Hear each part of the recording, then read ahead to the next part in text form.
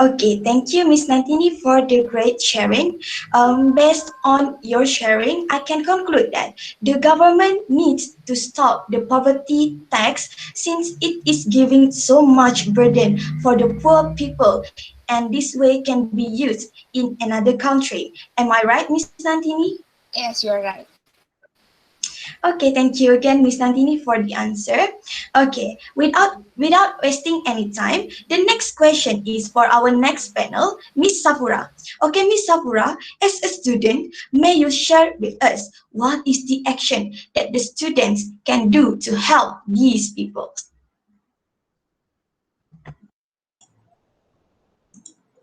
Yes, thank you, Syafinaz, as our moderator for today. The main question is how can students help people struggling in underprivileged regions of the world lead better life, right? First, as a student, I will suggest an idea to my association club to do some event or program like talk, celebration event, and anything else, which is we will charge a fee for each person who wants to join it. So, from this fee, we will collect funds. We will mention that we have collaborated with any non-governmental NGO agencies to do the event to raise funds to buy things like supplies, food, or clothes. So, this NGO will give things to those involved. That's all from me. Thank you.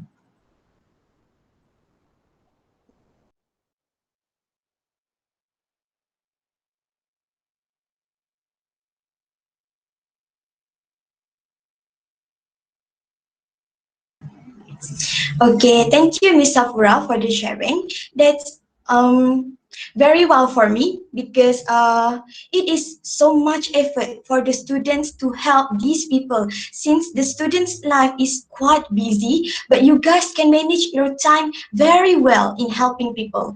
Start from doing some events or program until you guys collaborate with the non-governmental or NGO agencies. Congrats, Miss Safura. Thank you. Okay. So the next question is for our third panel, Miss Nur Fadila. So Miss Fadila, as a community panel, what are the actions or ways that community can do to help the people who are struggling in these situations? Okay, thank you, Miss Syafinaz. It was a pleasure to be with you today. So, as the communities, one of the easiest and most obvious ways is of helping the people that struggling in underprivileged regions is through donation. We can donate money, food, clothes, toys, old furniture, and books to the nearest organizations who are dealing to help those needy people. This donation also can brighten the day of people that struggling in underprivileged regions. Thank you. All right, thank you, Miss Fadila, for the great answers. From what Miss Fadila shared just now, I can conclude that community's action is quite the same with the students, but the difference is that students collect the money by doing some events, but the communities are collecting their own goods and donate to the needy people. Am I right? Yes, you are right. Okay, thank you again, Miss Fadila. So it is the time for our next panel, Mr. Mohamad Ridzuan, to answer the question. The question is, as an NGO's representative, can you explain briefly what is NGO? Okay, thanks to the moderator, Ms. Nur Syafinaz. So, on this occasion, I will share about what is an NGO.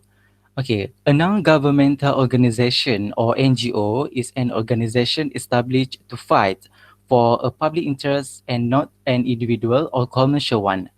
It is synonymous with the term NGO is CSO, Civil Society Organization and Voluntary Organization.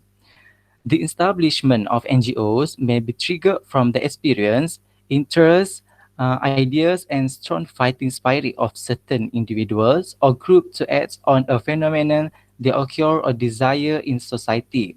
The strengths and ideas behind the establishment of an NGO focus on achieving its objective, such as providing educational opportunities and skills, empowering women's economy, controlling and managing diseases, helping victims of natural disasters, fighting for human rights, social, economic, political, culture, and so on.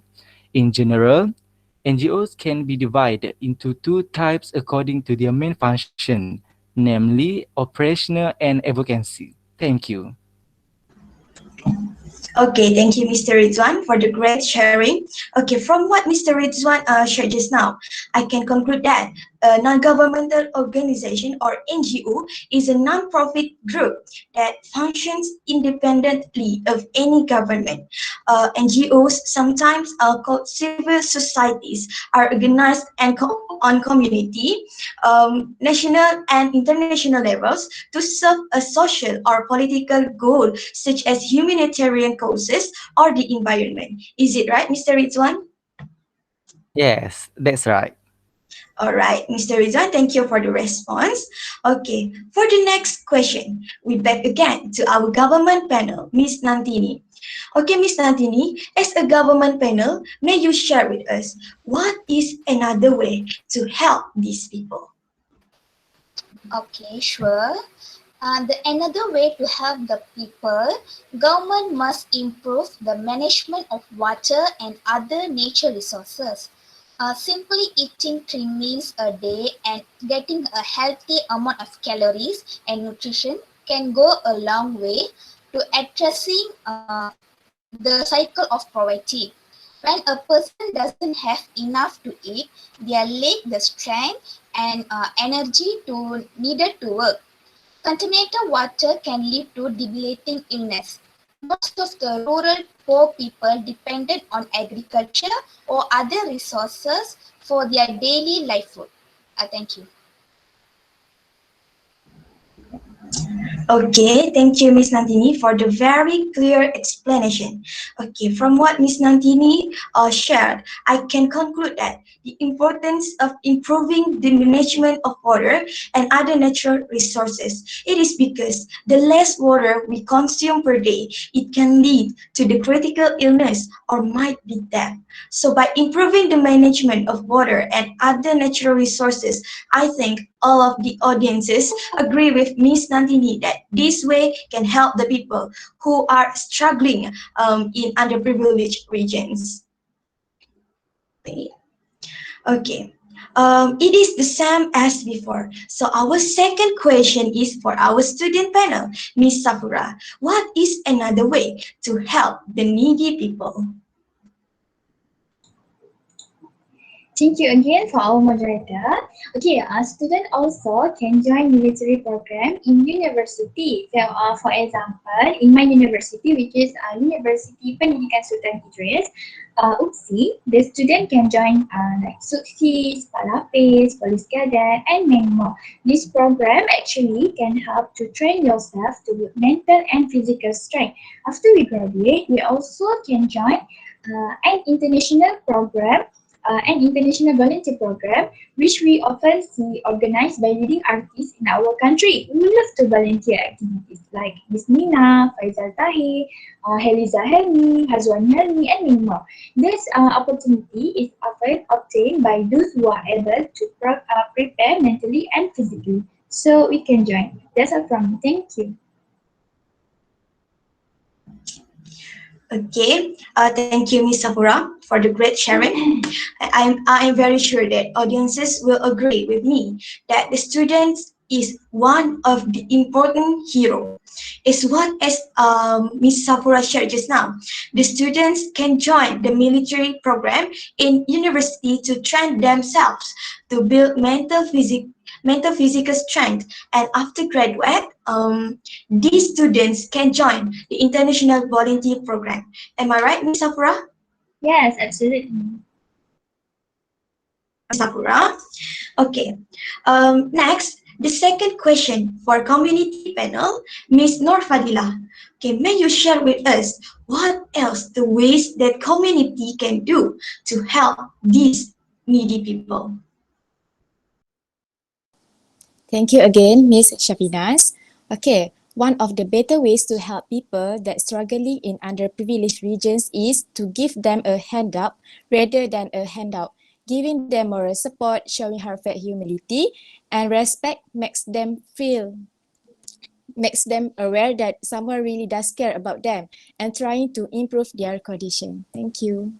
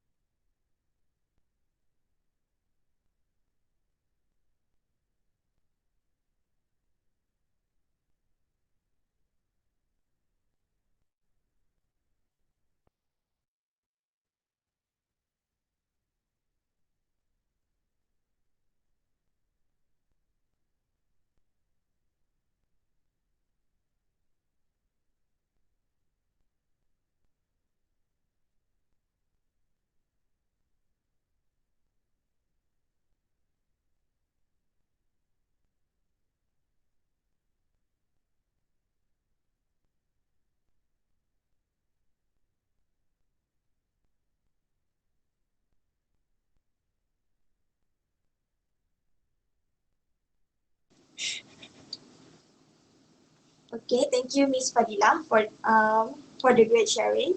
From what Miss Fadila shared, I can conclude that moral support is one of the best way to help these people. It is because some of them really need moral support than the money that they get to improve their condition. Right, Miss Fadila? Yes, you are right. Okay, thank you, Miss Fadila, for the response. Okay, the second question for our last panel, Mr. Ridwan. As NGO panel, since just now we only asked what is an NGO, so now may we know that how can NGO raise funds to enable the team to carry out humanitarian activities? Okay, everyone must be wondering, how do NGOs get funds, right? Okay, with respect to funds, other organizations, other ways they get funds. As we know, NGOs will often open a charity fund that focuses on current problems. When NGO do such a thing, it eases their burden to some extent as well as encourages the surrounding community to donate. For example, Mercy Malaysia, they launched a RM Sehari donation fund where the RM1 donated will be used to donate support them in providing humanitarian and medical assistance to those in need. In addition, some NGOs receive sponsorship and assistance from any party as well as for humanitarian activities.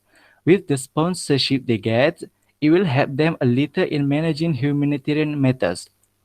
So, each of their organization has its own way of raising funds for the purpose of humanitarian activities. Thank you. Okay, thank you for the great explanation, Mr. Rizwan. Okay, I can conclude that NGO is one of the best organization in helping people, and I am very agree with what Mr. Rizwan told just now. And I remember one of the NGO's slogans. It sounds like this: "Your healing begins with charity." Is it correct, Mr. Rizwan? Yes, exactly. All right, thank you, Mr. Rizwan. Okay, since all of our panels have answered the questions, so we will take a break for 2 minutes. So within this time, I will give the questions and the panels will answer some of those questions. You can ask the questions through the chat box and I will pick some of those questions randomly. So is it clear, everyone? Yes. Yes. Okay, seems it is clear. So our 2 minutes start now.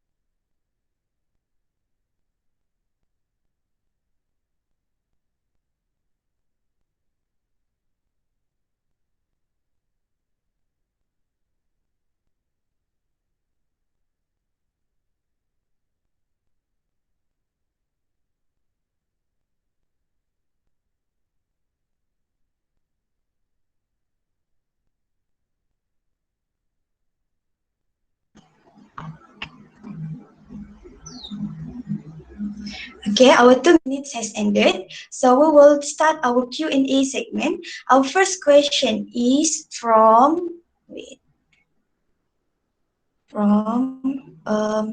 Narmata Anak Perempuan Sarabanan.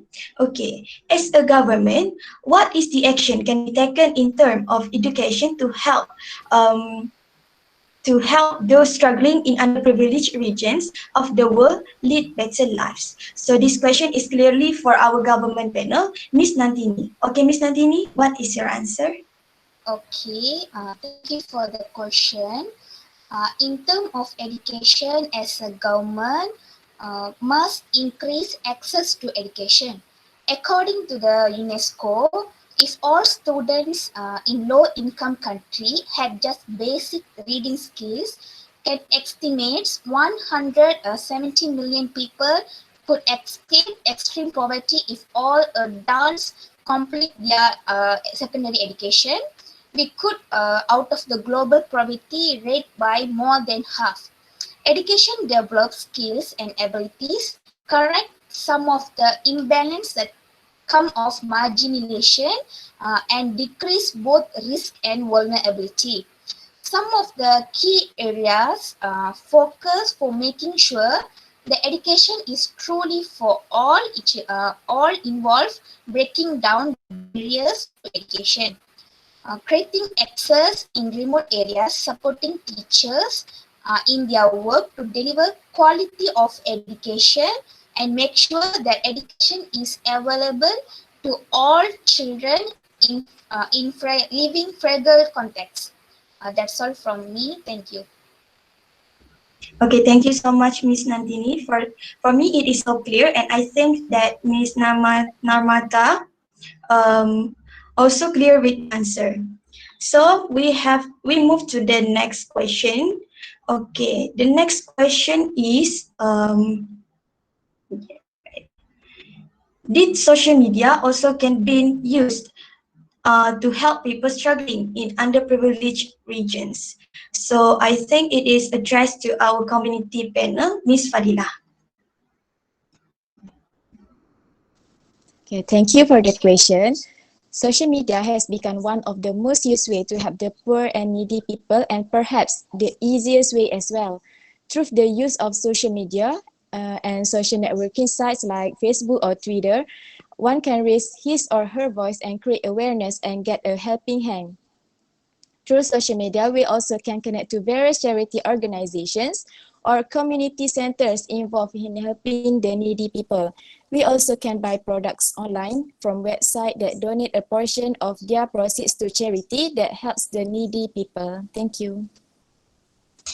Okay, thank you so much for Miss Fadila for the best answer on how social media can be used to help people in need. And I agree that social media is very important nowadays, especially when we need to help people. Okay, that's all for our Q&A. I am very sorry, can't read all of the questions since we have not enough time. Okay, thank you for all of you that giving the questions. So I am very glad that to have our supportive audiences and great panels as well. With the completion of this Q&A session, I end the webinar with thank you, wabillahi taufiq wal hidayah, assalamualaikum warahmatullahi wabarakatuh, and greeting hope to see you guys soon. Thank you guys, and thank you to our panels. Bye. Thank you, everyone. Thank Welcome. you. Bye. Bye.